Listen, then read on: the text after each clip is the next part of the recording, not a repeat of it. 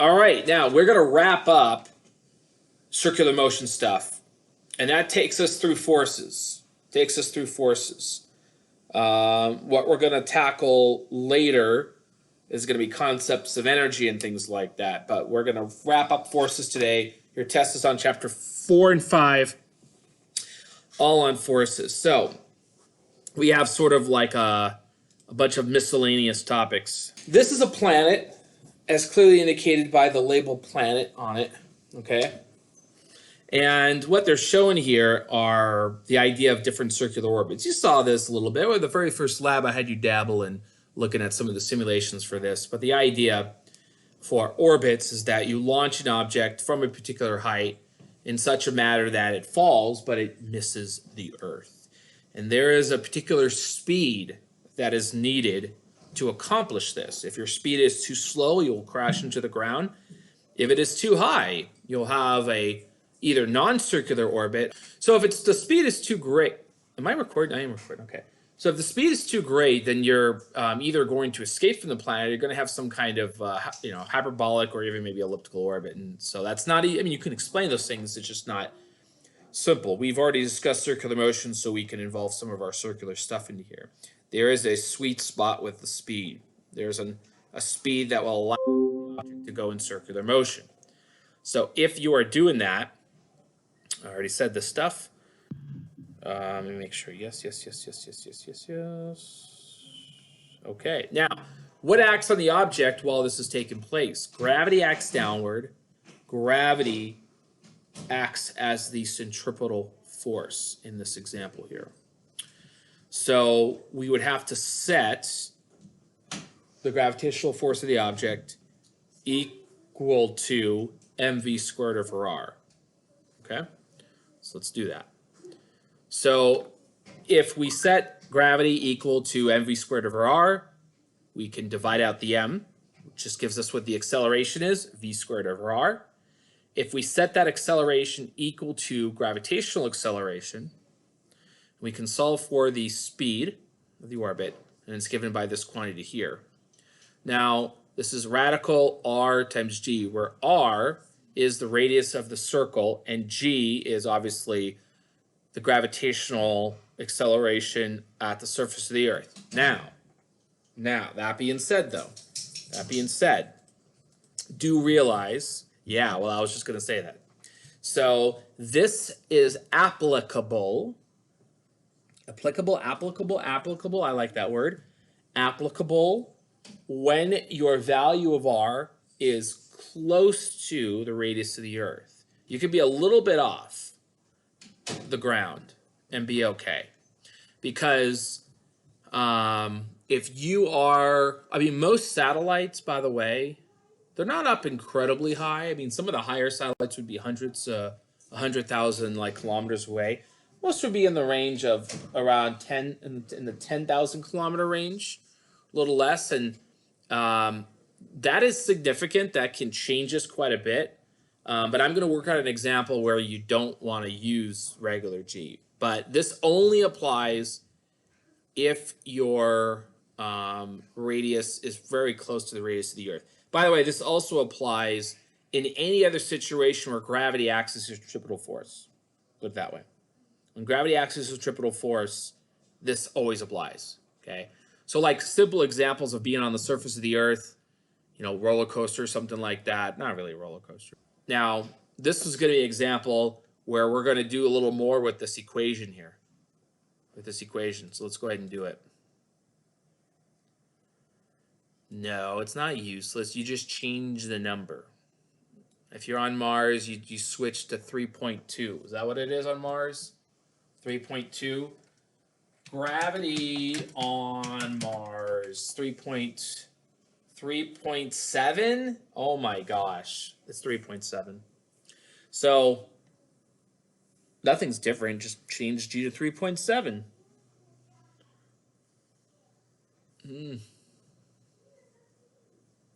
Okay, so let's do this example here. There we go. Communication satellites are placed in circular orbits where they stay directly over a fixed point on the equator as the Earth rotates. What is the required altitude of a geostationary satellite? What is the speed satellite? What is the satellite speed?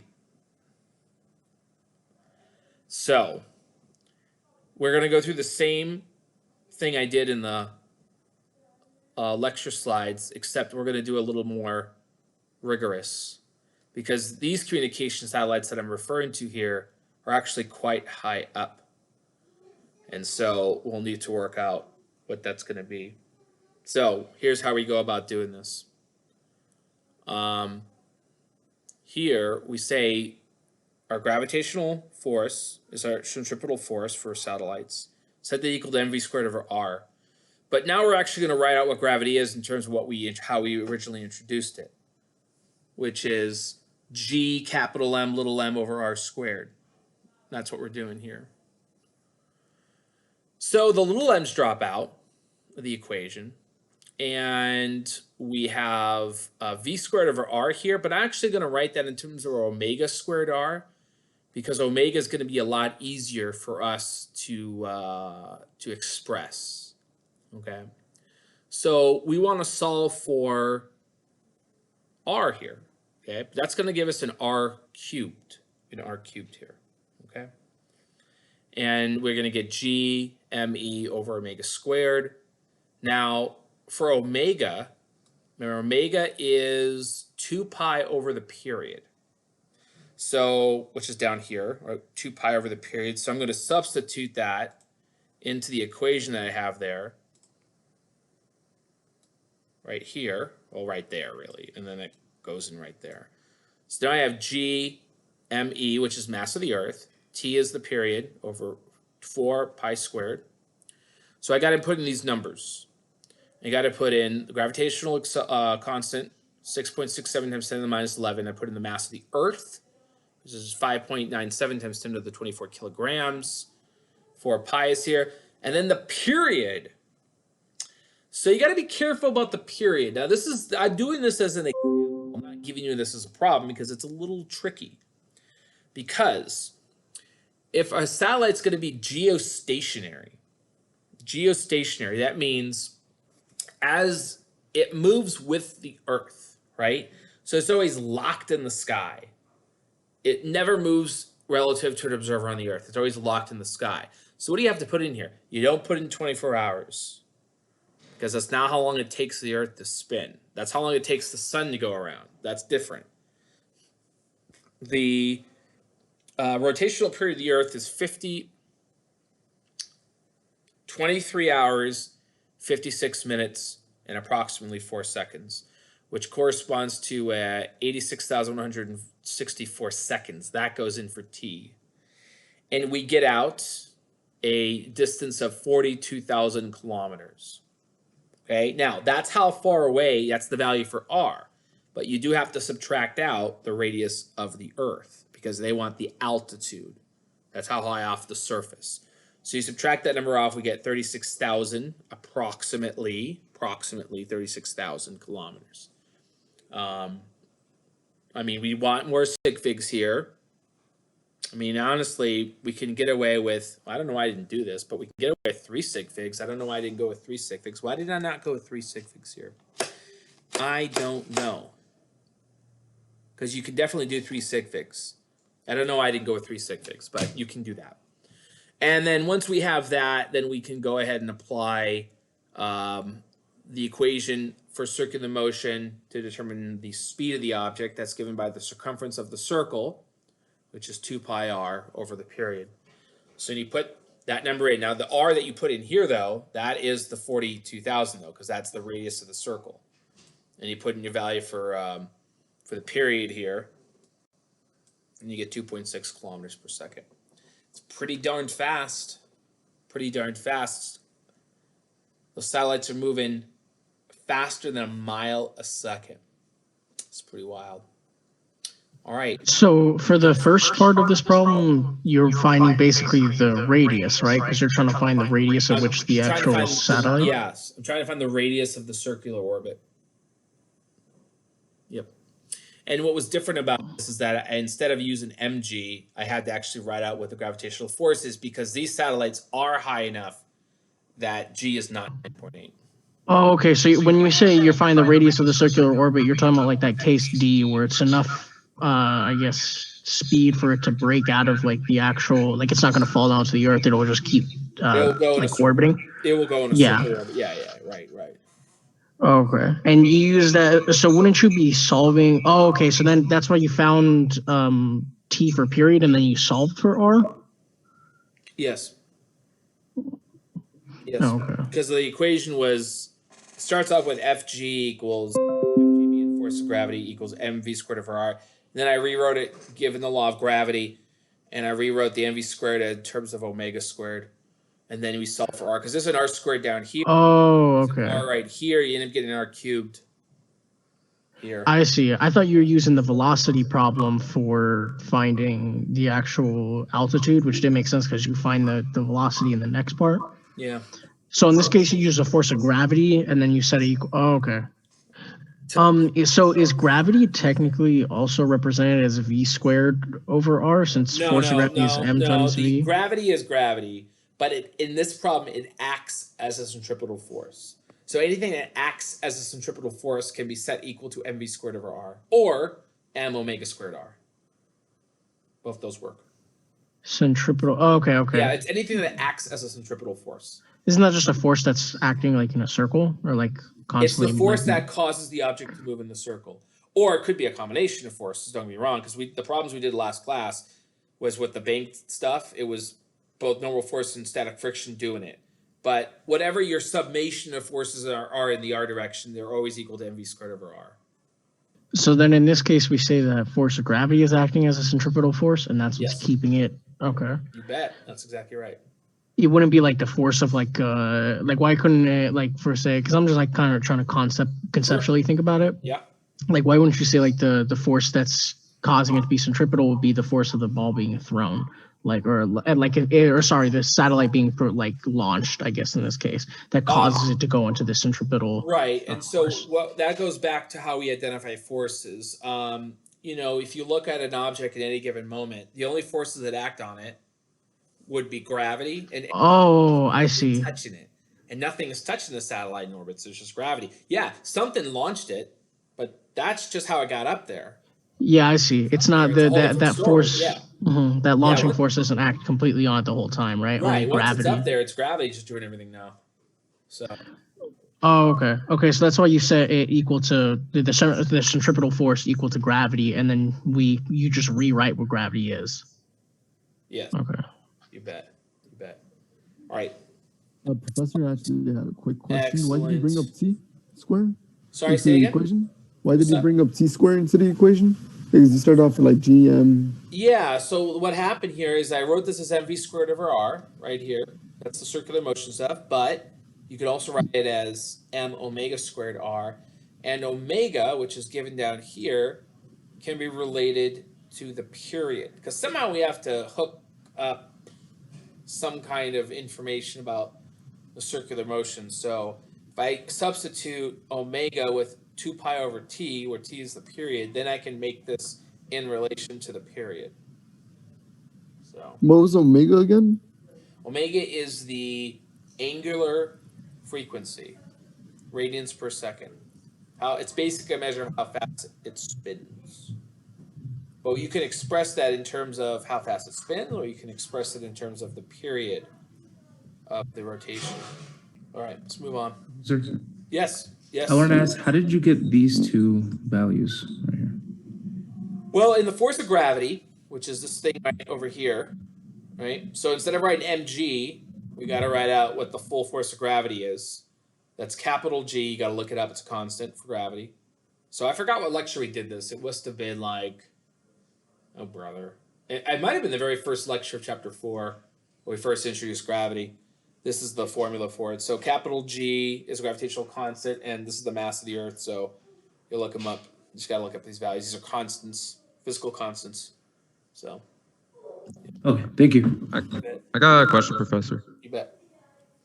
Since we're finding altitude, right, that means when you think about the satellite, it has to be going above the atmosphere, right? Right. Well, the altitude is referred specifically to how high off the ground. So, how do we know how high off the ground it has to be? Like I get like Well, you that's what use an this R equation, but is. Well, the R is giving you the radius of the circle. And so the radius of the circle, if we go back here, let me go back to this picture here. So if I draw a line here, so basically what we're saying here is if I draw a line from the center of the planet to the object, the first part of this is the radius of the Earth, and then the rest of it is the altitude. Now it turns out though that our satellite is like something crazy, like way out here though. So there's a small portion here that you got to subtract off for the radius of the Earth, and the rest of it is considered altitude. okay, so we did know the total distance from the satellite to the center of the planet. Then. Right, that's what the R was in that problem. Okay. The total distance, so you got to take away the radius of the Earth. So Okay, that makes sense. that you got to look up. So again, got to realize, people, this problem was designed for an in-class example. I won't just throw you a problem like this. That would be cruel. I wouldn't just give you this problem out of nowhere.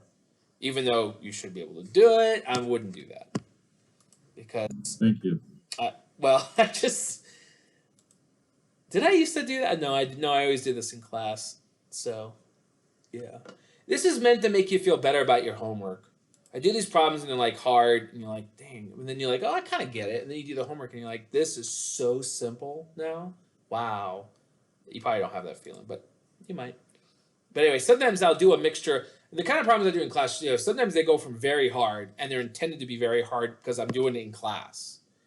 And then some are just meant to be, just introduce you to the basic stuff, and it's kind of easy. So anyway, just letting you know. But yeah, this is not a problem I would think that you could just do off the top of your head. If you could, well, congratulations. You're a pretty cool person, apparently. So the radius of the Earth is 6,350 kilometers, and that's why you subtract it Some from people say 42,000. that. Some people say that. Some people have another number. Okay. That's Okay, I was wondering what that 6,000 yeah, subtraction I was. mean, we have to push on. And also, just one more question. In Yeah. that case, when you take into the account the radius to find the velocity, would you take the full radius from the center of the Earth, or would you take it You from have to take ground? the full radius because all the equations are regarding the radius of the circle. The only reason I subtracted off the radius of the Earth in that problem was because the problem specifically asked for an altitude. Yes. Okay. So then, in most cases, when we're dealing with something like that, where we want to find speed of an object relative, like Yes. of like some centripetal force or whatever, we use the actual radius. Right. Okay. Yeah. Okay, so involved in circular motion is a concept known as fictitious forces, which happens when you are dealing with non-inertial frames of reference, meaning the frame of reference is somehow accelerating. When you have an accelerated frame of reference, it becomes a little bit difficult to explain why forces are occurring. Okay? Because, think about this, right? Say you're in a car and you're accelerating, right? You've just got the pedal down to the floor, you're going as fast as you can go, and you look out the window. Now, if you talk about reference frames, okay, the person in a reference frame, like in the car, they're moving, they're not moving relative to the car. So you look out the window, and what do you see? You see the background. You see the trees and the road and everything accelerating in the other direction. But it's an acceleration. So there has to be a force that does that. What force accelerates everything around you? No force. How do you explain that? Well, you don't. You explain it by saying, I'm not in an inertial reference frame. So a lot of things that seem like forces aren't actually forces. They're just seen from a reference frame that doesn't really allow you to, provide a physical explanation for things. Now, can you still solve problems like that? Yeah, but not in Physics 110, basically. So this is an example of this is you're driving in your car, okay? And, this person stays in the passenger seat here. And, a little baby duck shows up in front of the car. And your driver is very observant, doesn't want to kill the baby duck. So they hit the brakes. And what do you experience? you kind of hurl forward. You kind of feel like you're flying forward here, which you could say, oh, that's, something's pushing you forward. Or you're driving in a car. Somebody takes a hard left, like a real hard left. What do? You fly into, the passenger's going to fly into their door, right? So what's happening there, though? Are you, is something throwing you into the door? No. What's happening is those are fictitious forces. They seem like they're causing you to accelerate, but it's because you're in an initial reference frame. The car is slowing down. Everything is being slowed down, but you're loosely attached to the car. Hopefully you have a seatbelt on. And while it seems like you're being pushed forward, it's actually everything being pushed back. Same thing with driving in a circle, okay? If you drive in a circle and somebody takes a hard left, okay, you're going to fly into the door. Why? Because the door is flying into you.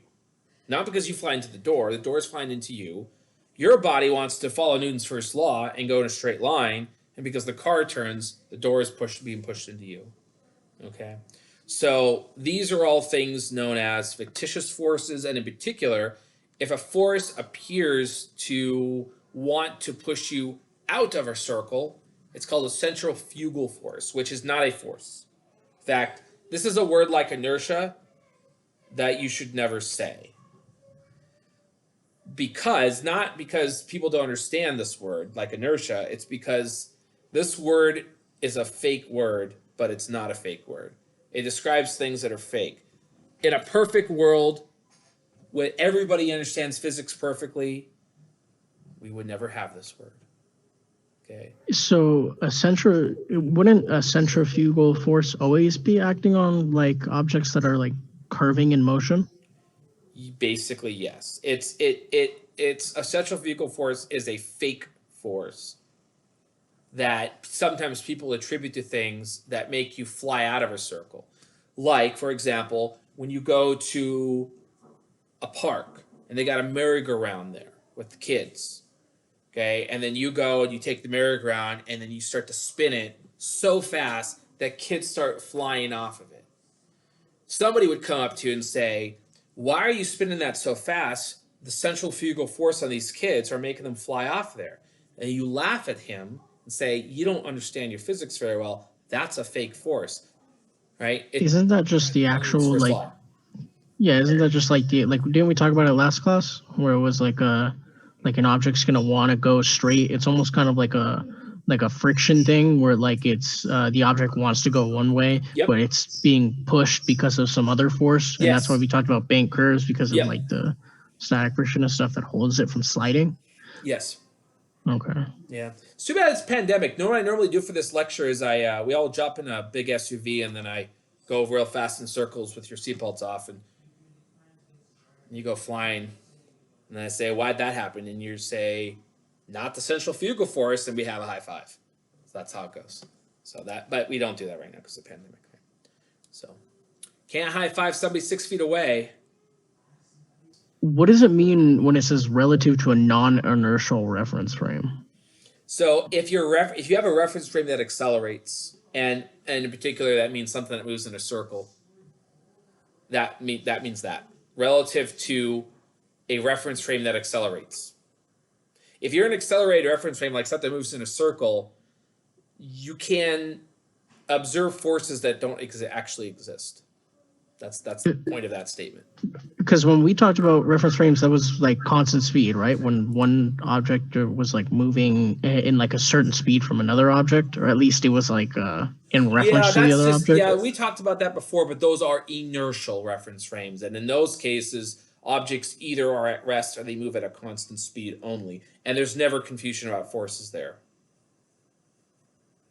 Okay. I'm just trying to make sense of like a non-inertial reference frame. So that's when like the actual reference frame itself is moving. In this case, the car is... A non-inertial reference frame are all those kids on the merry-go-round before I throw them off.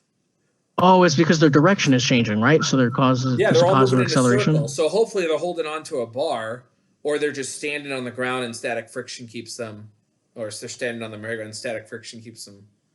By the way, this whole discussion here, these two slides are meant to be like, oh, by the way, this is the kind of a thing that we'll never really do. It's just one reason I mentioned it though is because Let me tell you why this is being mentioned. Okay, thank you, Adobe. I know you need an update. You tell me that every time. All right. The reason we do this is because, a big part of this class is taking a scenario, drawing a picture, or at least trying to conceptualize, visualize what's going on, and assign forces to things. Okay.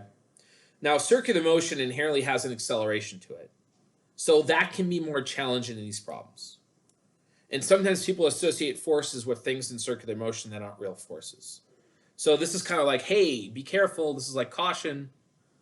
If you have accelerated reference frames, which means circular motion of any kind, be careful with your forces. Okay, so. But if you follow the same rules we had before, think forces have to be in contact, you have an agent, all that stuff, you should be fine. You should be fine. Just it can be a little confusing. You didn't see that. You didn't see that. All right, this is a great question. This is a great question. A coin sits on a turntable as the tables. A coin sits on a turntable as the table steadily rotates counterclockwise. We got some free body diagrams on here. What's happening? Just so you know, by the way, if the description's not clear to you, this arrow, which is in a lovely sort of lavender, is the direction you're looking. Is that lavender? It's probably lavender. That's the direction you're looking. So throw a letter in the chat while I try to figure out what color this is. I'm loving C. Got some more opinions. Well, these aren't opinions. I just see a bunch of facts, which is nice. Now we haven't identified these forces, but it would be pretty easy to, right? Normal force up, gravity down. Now we have a radial direction to the left here. That's the center of the circle. That's the force. What's this force though? What's this force? Anybody got a name for me here? Centrifugal. Is it centripetal force? No. No. Well, it is. It's static friction. Static friction. Okay. Shelby, I appreciated that, by the way. Okay. Son of a frugal. Son of a frugal force. Yes. No, D would be, so any knucklehead that said D, you'd say, well, you're thinking about the centrifugal stuff. It's not happening, though. C is good. Although B looks identical. Oh, no, they changed the direction for that one. So anyway, yes. Now, what you would say properly here is that static friction is acting as a centripetal force here. So if you said centripetal force, you're not really wrong. But more specifically, it is static friction. Okay. Great. Oh, look at this. Coin sits on a turntable as the table steadily rotates counterclockwise. What is the force or forces that act in the plane of the turntable? Don't put a letter in here, because I kind of already told you. It would be A. Oh. A. Okay. Static friction inward. Now, it steadily rotates. That means uniform circular motion. B, C, and D are all wrong because they're showing acceleration in the direction, the tangential direction. And we don't talk about that much. A lot of people talking about it. People saying it's like a centripetal force that no one has ever seen. Nobody ever thought possible, the centripetal force. But it's a thing. Anyway, all B, C, and D all show acceleration of some kind that is in the direction of motion. Okay. In fact, B would have the rotation slowing down, and A would have the rotation speeding up, and D would also be slowing down. So that's why these don't work at all. Okay. Now, two coins are on a turntable that steadily speeds up, starting from rest with a counterclockwise rotation as shown in the figure. Which coin flies off the turntable first? B's good. B's good. Why? Why is B good? Well, Remember when we talk about circular motion, object 1 and object 2 share some things in common, right? They share an angular frequency. The angular speed of these objects are identical. But 2 is farther from the center of the circle.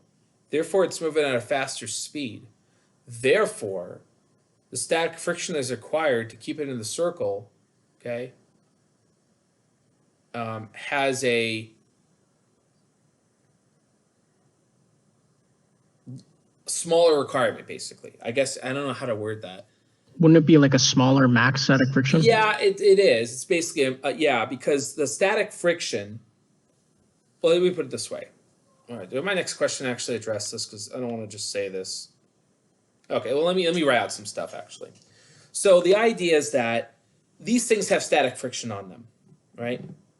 But the max static friction is larger for 1 than it is for 2. Put it that way. The max static friction, because what's the max static friction, right? It's mu sub s times n, but the value of static friction needs to be larger for 2. It's going to reach, that's the way, sorry, I'm being a little sloppy with my explanation here, but the max static friction is going to be reached by coin 2 first, before coin 1. Put it that way. Assuming they're the same mass and all that stuff. The requirements are greater for 2, so not greater. The max static friction will be reached for 2 first. I'm all over the place with my words there. Okay. Excellent. So what if coin 1 and 2 were like on the same spot? Or yeah, if they're the exact same radius, they fly off at the same time. So what would be wild? Here's what would be wild, right? You create a turntable that has static coefficient of friction that varies with radius, so that as you spin it, everything flies off at the same time. And then you can go viral on TikTok with the video. How does this happen? I don't know. I see those videos. I see like the crappiest science videos, and it's like, geez, dude, I should be on there doing some stuff, dancing, shaking my butt, and doing science videos. Apparently, that's how you do it these days. I don't know. I'm wasting my time here in college. Right, let's do this example. It's a great problem. Okay, so really great problem, actually. Really, really, really great problem. Let's look at it.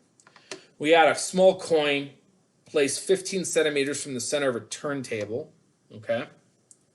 The coin has a static and kinetic friction with the turntable surface. 0.8 is the static. 0.5 is the kinetic. The turntable very slowly speeds up to 60 RPM. I have a little asterisk here, and I'll explain the asterisk in a moment. Does the coin slide off? So, with all kinds of what is the coin doing? This is kind of like the block on the homework that you did. We don't know what it's doing. So what you have to do is you kind of have to look at, what the max static friction is and what it's currently doing and compare the two. So does the coin slide off? Meaning, are we overcoming static friction? So here's how I decided to do the problem. There's a few ways to do the problem, but it's the way that I went about doing it. I'm going to assume that we're at max static friction. I'm going to assume we're there. And then I'm going to try to figure out what RPMs would put me at max static friction, right? That's what I would do. The other way to do the problem is you assume 60 RPM and you work out what your friction is, and then you see if it's greater than max or not. I like this method, the way I did it, where I just assume max static friction and I work out what omega is. So in my problem, it would go like this. Z is upward.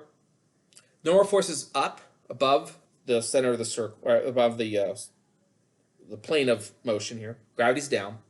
Static friction, max static friction will be in the radial direction. So like most of our free body diagrams for circular motion. In a radial direction, I say max static friction equals m omega squared times r. I'm going to go with the omega squared stuff here because I'm given omega. That's 60 basically. But I'm going to solve for that here. So for max static friction, I'll put in mu sub Sn, which is what max static friction is. You can see that normal force is simply mg here. So we solve for omega. So I put in my coefficient of static friction. G is here. The value for R. Just double check. It's in centimeters. Got to put it in meters. So 0.15. It's kind of hard to see that here, but there is a point here. A little decimal point right there. There we go. That looks like a strange decimal point, but that is a decimal point. Trust me. There we go. A little better. A little big. And then is that a radius? It is. We're good there. We get 7.22 radians per second. We got to convert it to revolutions per minute because that's what was given in the problem. And if I do that, I'm ended up here with 69 RPMs. So we're fine at 60. We don't fly off at 60. But if we go up to 69, boom, we're going to fly off. We're going to fly off. So great problem. Now look at here though, right? The max static friction here, when I actually solve for the RPMs, it's inversely related to the radius. Inversely related to radius, right? So as radius goes up for your object, the speed at which you'll fly off starts to go down. That's why the coin on the outer edge will fly off first. Because when you reach a smaller angular speed, that's enough to throw you off. Okay, the inverse relationship. This is a great equation right here, by the way. Great equation. It shows the relationship between those things. So now, I have a question for you, though.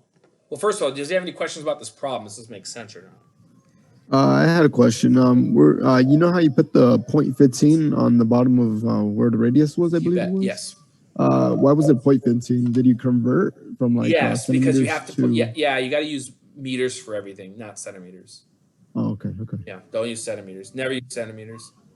There's one time maybe you can ever use centimeters, and guess what? You never have. You don't have to even do it in that example. So always use meters. Always use meters. And the 5.0 grams was just extra information on the equation, or it's just... Yeah, it's not needed. This problem. It's just extra. Okay.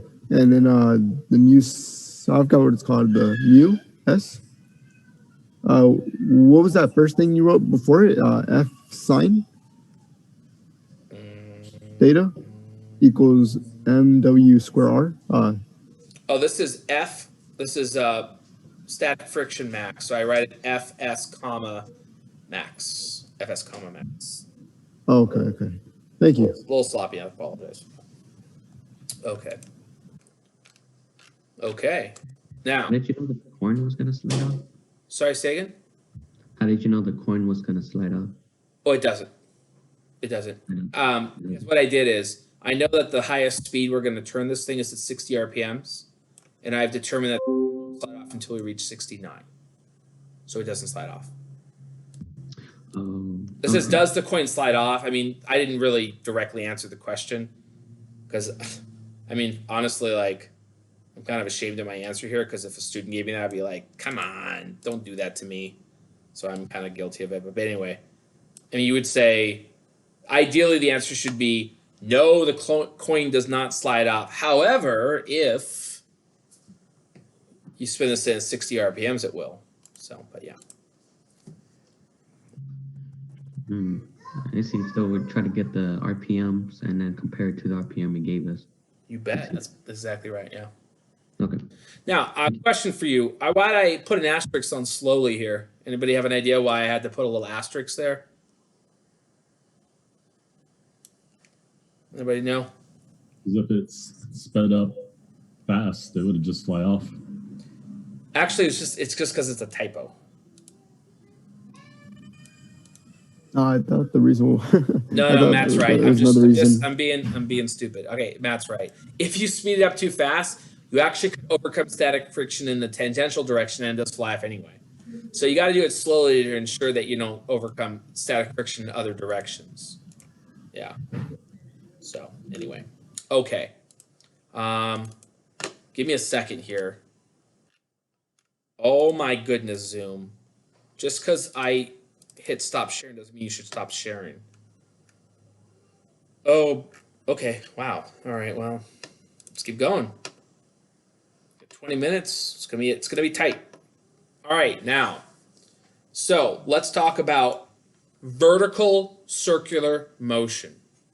all the circular motion we discussed here is horizontal.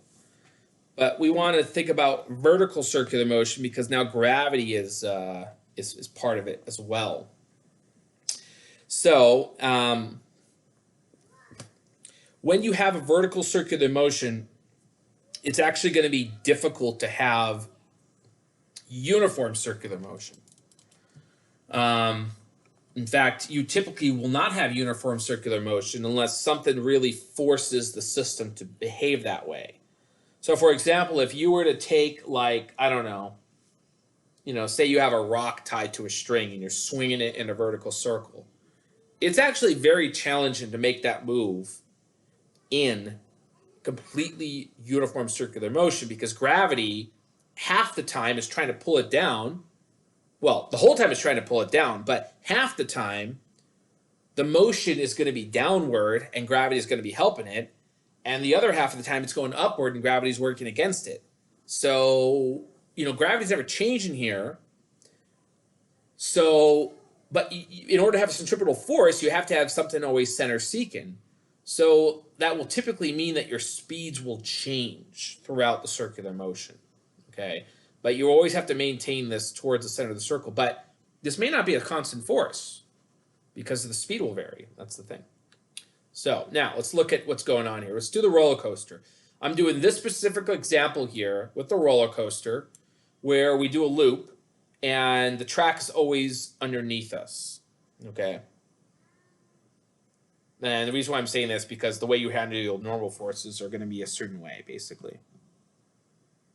Okay, so let's look at this. In the case we're at the bottom, okay? We know that because we're going in a circle, we'll need a net force that is upward, okay? Upward to maintain our circular motion. We know that gravity is going to be down. That means the normal force needs to be not only up, but larger than gravity to give us a net force that is upward, okay? Notice my coordinate system here, my R is the vertical axis.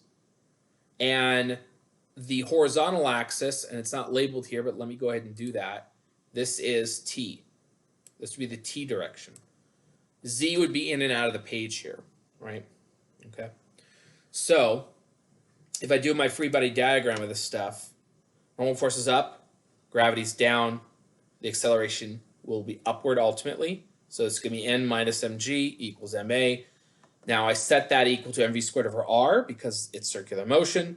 And I can see that normal force comes in two parts. And you can see the two roles that normal force play here. Normal force supports your weight, right? And keeps you in the circle. That's why there's two terms here. So at the bottom, you're going to feel heavier. Okay, just like if you ever experience that on a roller coaster, when you get to the bottom of the loop, you feel heavier, right? Okay. Then, if you're at the top of the circle, okay, top of the circle, then the coordinate system will look a little different. R is now down instead. And then T is, I'll put T over here because I'm trying to talk about the zoom. That's T because we're moving to the left here compared to that picture. Normal force is down and gravity's down. They both act in to keep you, so they're both acting as a centripetal force. The combination of normal and gravity together is a centripetal force. So downward's going to be positive here. So normal force gravity equals mv squared over r. And so you can see what the normal force is here. Again, serves two purposes. It's what's required to keep you in a circle minus gravity, though. Now, why minus gravity is because gravity is helping out. In fact, this is the better equation to look at here. This tells you what's going on with keeping you in a circle. Normal force and gravity work together to keep you in the circle. And if you change your speed, what's going to change? Not gravity. That'll never change. So normal force changes. That's what the equation means down here. The normal force can vary depending on how fast you're going. If you're going really fast, you're going to need a lot of normal force because this first term is going to be enormous.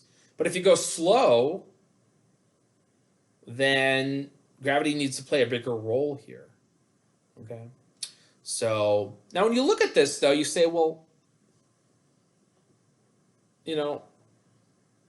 both these forces are down, though. Like, how is this possible? Well, here's how it's possible. When you're going in a loop, Okay, if FG were to act by itself, you fall, right? You just fall. But with the normal force there, it's added to what gravity's trying to do. Gravity's trying to keep you in the circle, but it can't do it. There's no gravitational force. So that's why the normal force is here to do that. They act together. They act together. So that's what's going on here. T is not the tension. T is the tangential direction. T, the direction of motion. We didn't really have that in our horizontal motion problems. We do in these problems here though. Okay. All right. So now, here's the thing though. If you look at this equation though, there's a subtraction here. So that means you can go slow enough where you don't need any normal force, right? Because if you look back at this picture, if I slow down, what happens? Well, gravity doesn't change. The normal force can shrink up. And if I go slower and slower, then gravity is doing more and more of the work, and then there's a limit. And this limit is called the critical speed. The critical speed is the slowest that you can travel in a circle and not fall out of the circle. And at that point, there's no normal force. It's all gravity at that point. Gravity is the only one keeping you in the circle. And You said it's the slowest you could go, sorry? it's the slowest you can go in the circle. Slowest. If you go any slower, you'll fall out of the circle, assuming that your cart isn't like attached to the tracks. You know, like imagine you're in a, you're on a skateboard. Kind of dated myself here. Skateboard. Kind of like those circus things, like the motorcycles that ride like in a circle, whatever. Yeah. I'm a child of the 80s, and I remember I lived like a block from a skate park, and they had one of those enormous like sewer tubes, and people go, I mean, if they go fast enough, they could go around. I remember they go all the way around, because you got to go fast though, like really fast. So they would go fast in a loop, or like you go to, I know, you go down to, what's that place called? Not Boomers. What's it called? Well, they have the mini golf. What the hell's that called? Mulligans.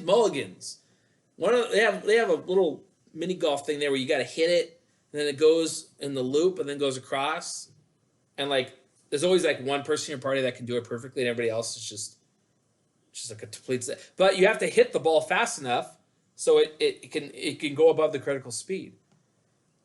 In fact, next time you go there with your friends, you'd be like, listen, people, let's work out the critical speed of this golf ball here. I'm curious. And radius is just the R is the radius of the circle. Yeah, exactly. Okay. So when you put n equals 0 here, we solve for the speed, and guess what? You've seen this equation before. It happened earlier. It's the orbit speed equation. Same thing here. It's for anything that moves in a circle where gravity's at work. So yeah, that's pretty much how it works for me too. I just hit it hard enough that something will happen. Just something will happen. Luckily, what happens is I hit it so hard, it actually comes off the ground, hits the thing, rebounds off, hits it again. Never really rolls. It just kind of hits a lot of times, and I just wait till somebody's not looking when I kick it.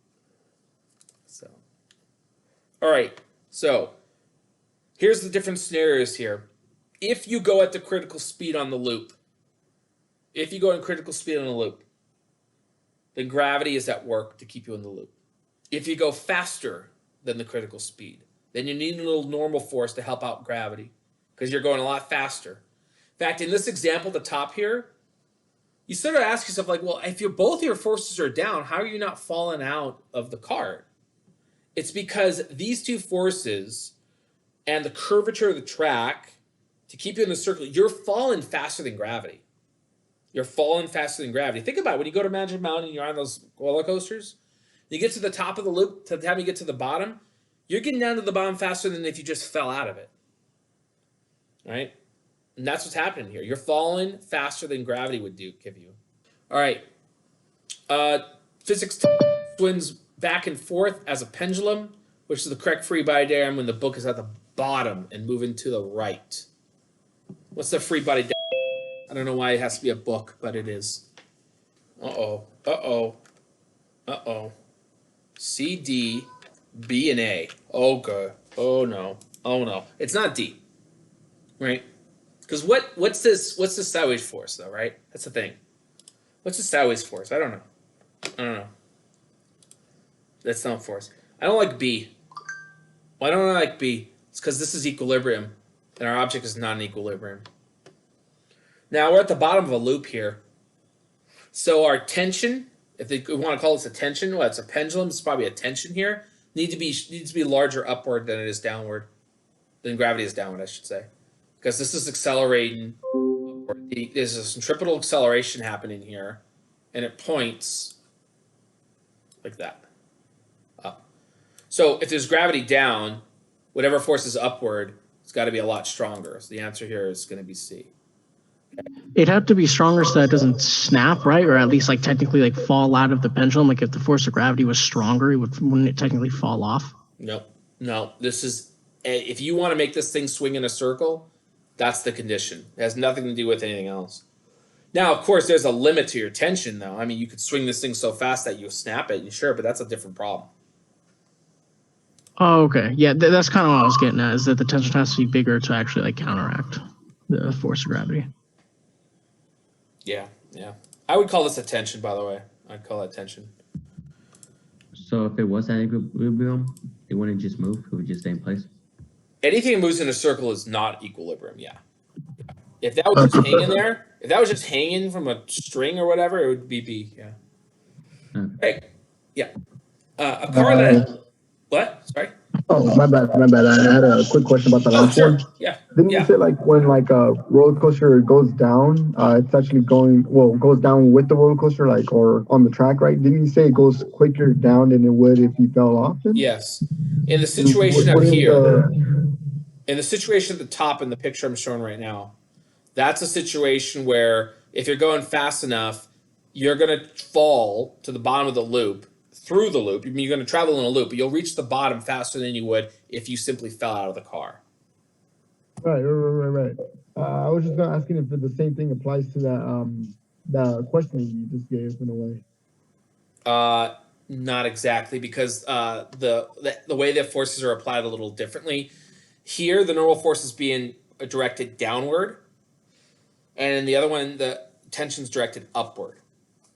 So it's just a matter of how the forces are being applied. For example, we could do a roller coaster problem, by the way, where we don't have it in a loop like this. Say you don't go upside down in a loop. Say you just kind of go, say you're going in, like it's like, what's the, like the stuff Colossus, they get rid of that thing. I haven't been in so long. But anyway, like a roller coaster just kind of goes up and down like this.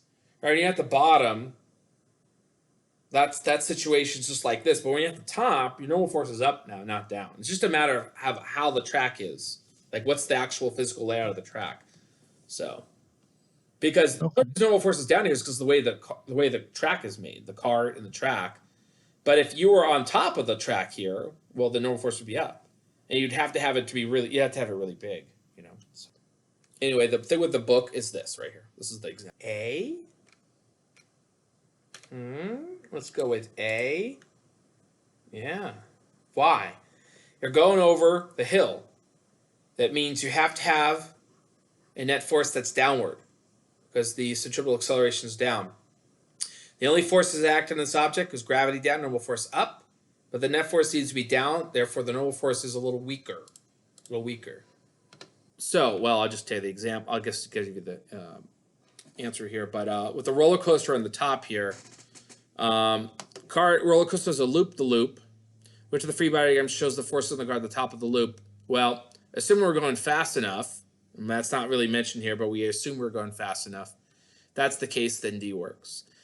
A, B, C have forces upward, but there's nothing that can do that here. There's no, the object, by the way, is the person cart system. And if you say A, B, or C are right, you'd have to somehow explain what the upward force is. There's no upward force, so it is D here.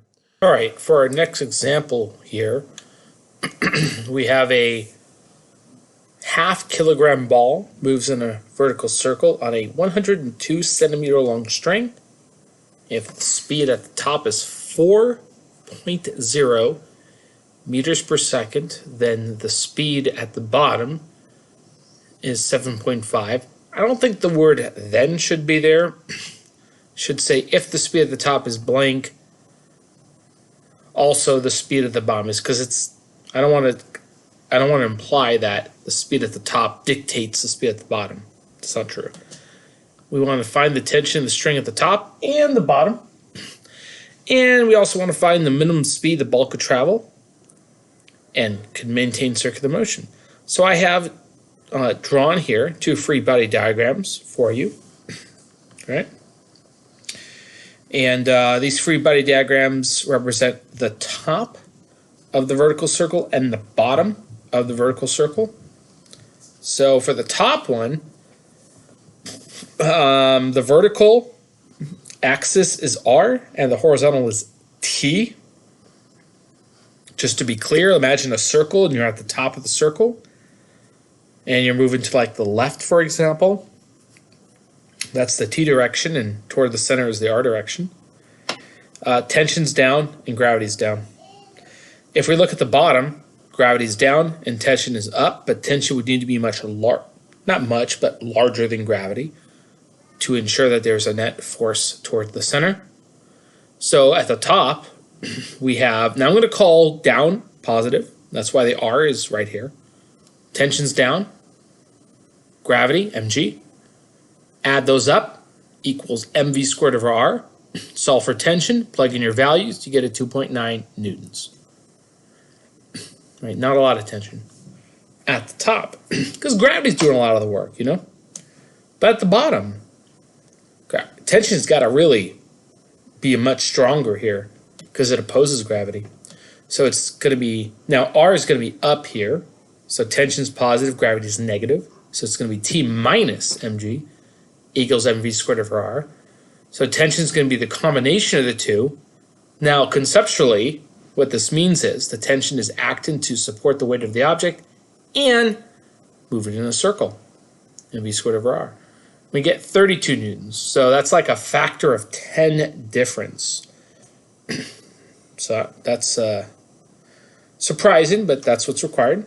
So, and here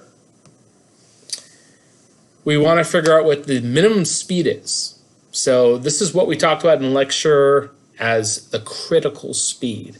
The critical speed is when only gravity is doing the centripetal force, and tension is 0. So if your speed is small enough, gravity's doing all of the work. And we learned that the critical speed is given by radical RG. The radius is 1.02, right, meters, and gravity is 9.8. So we get a minimum speed of 3.1. So you can see here at the top, we're going 4.0. That's fine. But if we were to go down to 3.1, there would be no tension, all gravity. And if we were to go slower, gravity would not be sufficient to keep us in a circle. We'd fall out of the circle. So there is a similar notion here when it involves objects on the Earth, right? The Earth spins. So objects on the surface of the Earth are effectively undergoing uniform circular motion. So that's kind of interesting. And if you look at a particular object on the surface of the Earth, we do have gravity going inward, and we have our normal force going outward, but they're not equal. Ultimately, they're never equal, because the force of gravity has got to be a little bit stronger than a normal force to ensure that you're staying in circular motion as the Earth rotates. So in a sense, you can speak of a diminished gravity, basically. Diminished gravity. Because gravity can relax to some extent because of this. So let's look at this, though. We have an example. Let's do the example. So in this example, we have a 75-kilogram man who weighs himself at the North Pole and at the equator. This person will not read exactly the same readings because of the circular motion they're experiencing. So if we consider, say, the equator position. So you're at the equator, and you would be traveling the fastest at the equator, considering the fact that you're the furthest from the center of the circle being the equator of the Earth. As you get further north, you're closer to the axis of rotation. So the free body diagram near the equator would have gravity down and normal force up, but not quite as strong as gravity. So when you subtract the two, as you see here, the residual would be the centripetal force, m omega squared r. Now, here's what's interesting. I'm going to divide the equation by mg. Now, why would I do that? It's because I would create a bunch of ratios, which is kind of what the problem is asking. They're asking for ratios, you know? So if I divide by mg, I get 1 minus r, where r is the ratio of your weight to what gravity does, which would be a little bit less than 1. And then the other side becomes omega squared r over g. If we solve for r, it would be 1 minus omega squared rg. And you plug in your values for r, which is the radius of the Earth, and the value for t, which is the sidereal day, 23 hours, 56 minutes, 4 seconds. And gravity, we get a value of r as 0.9965, which is pretty darn close to what your weight normally is. But according to this, your weight is about 3% less. Why is it 3% less? Because that 3% is maintaining your circular motion on the surface of the Earth. Not too much different. Now, if you're at the North Pole, you don't have to worry about circular motion. So your weight is whatever your gravitational force is. At the equator, there is a very minor difference, less than 1% difference, but it's still there. So don't get too excited about, your weight being lower. It's a very small difference, right? 0.35%, tiny. The last topic I want to cover is the topic of drag. So this is air resistance. And we don't really deal with air resistance much other than to say you don't have it. And the reason why we don't deal with it other than to say you have it or you don't is because the mathematics behind air resistance is complicated. It's inherently a differential equation. So because this is Physics 110 and we have a limited amount of mathematical resources to our disposal, we can't do differential equations. So we have to dramatically simplify air resistance. So drag is going to work to a large extent like kinetic friction. It's a resistive force. It opposes motion. So it's going to be, the direction of drag is going to oppose motion, so it will be opposite direction of motion. So you want to really think a lot about how we deal with kinetic friction when you consider drag. The major difference between the two is how we formulate the drag force in objects. So, for kinetic friction, we had a prescribed formula. And for drag, we do as well. The force of drag is given by this general equation here, which creates a lot of simplifications and is adequate for a lot of the problems that we do in this class.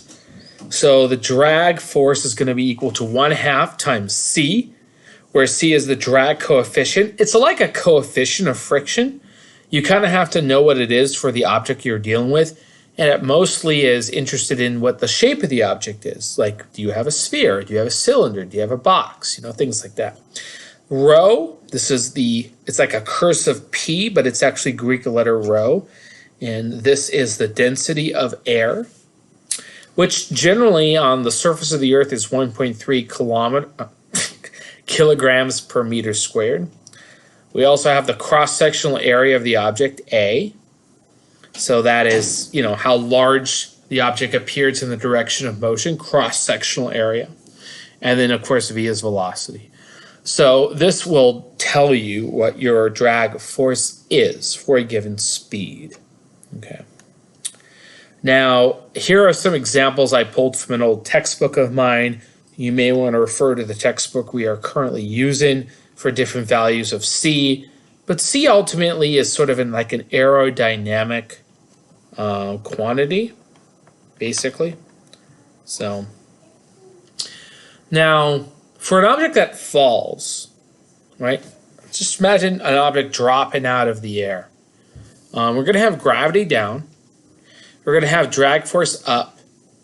And the acceleration of the object is still going to be down because drag won't obviously make it go upward. It's going to slow its descent. So if we're using Newton's second law, we're going to say that drag is upward and gravity is down. But ultimately, the acceleration is downward. So we're going to make this equal to ma. So if we solve for a, sub y, we're going to get gravity minus d over m. So this is a very interesting relationship because what it says is this. Without drag, the rate at which you fall will be g. But if you do have drag, you have a value for d, that will diminish gravity inversely proportional to mass. So if you have a really big mass, this second term is very small and gravity is not altered very much. But if your mass is very small, feather, paper, something really small, then this term becomes very significant. And it can reduce gravity to a large extent. And this is our experience on the Earth. We have a lot of air resistance. This is how we experience objects falling. Of course, without air resistance, this value of d is 0 and everything falls at the same rate. But this is more realistic. Okay. So, now, we will not actively deal with problems where something is experiencing drag and it changes its speed. Since drag is dependent on speed, if our speed is actively changing, that inherently is a differential equation problem, which is not something we can really deal with in Physics 110. So we have to deal with very specific scenarios. And one of those scenarios is when an object is falling for a long enough period of time that the drag on the object is equated to gravity, which is the natural state of objects that fall for a long period of time. Just imagine you drop an object from the sky, right?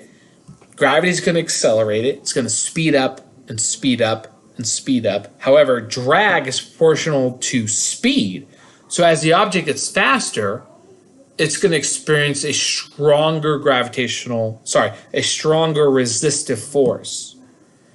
And that will continue until it can match gravity. And at that point, it falls at a constant speed, which in physics we refer to as the terminal speed of the object.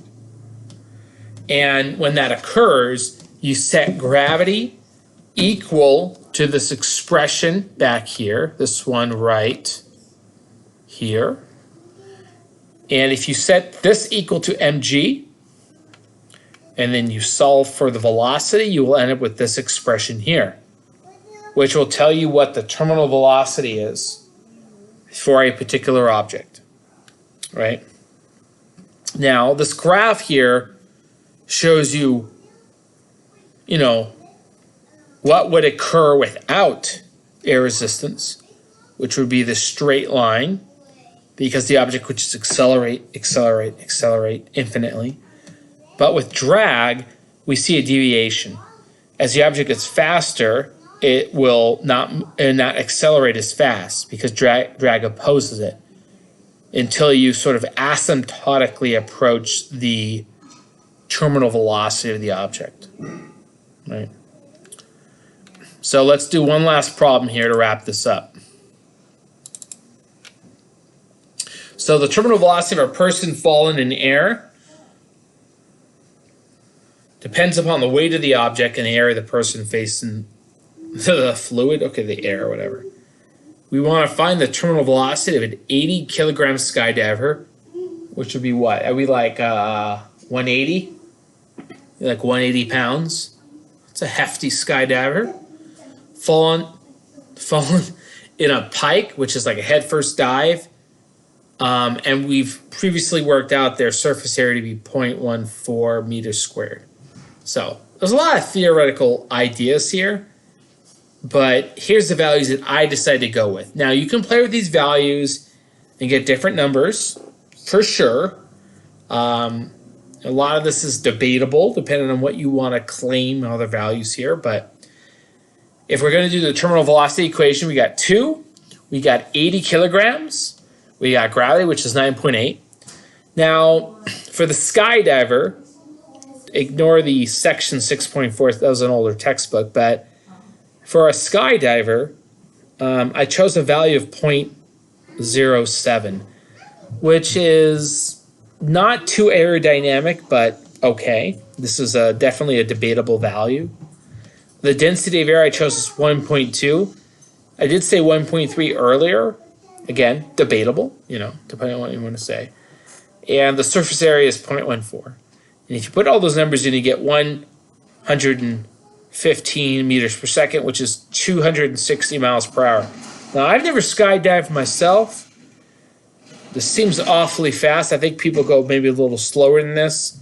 So you might have to look at these numbers. The adjustable things would be the aerodynamic coefficient.